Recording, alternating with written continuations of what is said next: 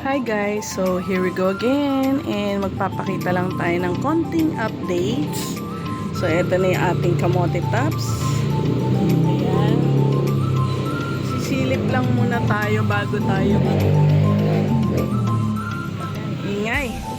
Sisilip lang muna tayo bago tayo magdilig. Pakita ko lang sa inyo guys, nag full bloom na yung ating kalachuchi. So, lahat na ng flowers niya ay nag-bloom.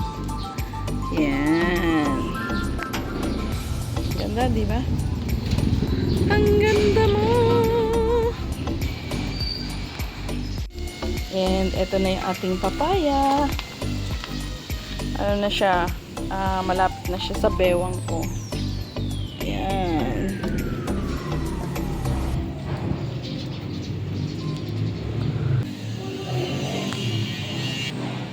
May napansin lang ako dito na meron na tumubo. Ayun, yung sili natin.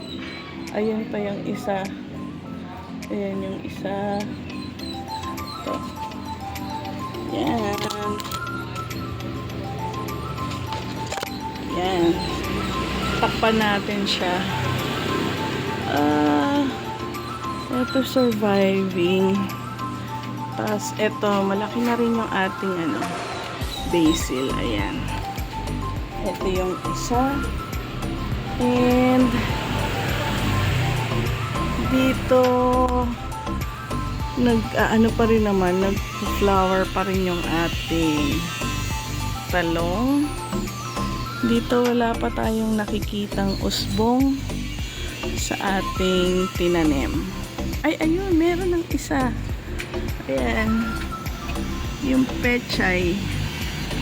Ito. Kita ba?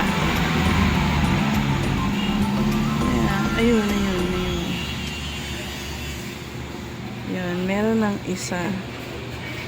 Ayan. So, magdidilig lang muna tayo.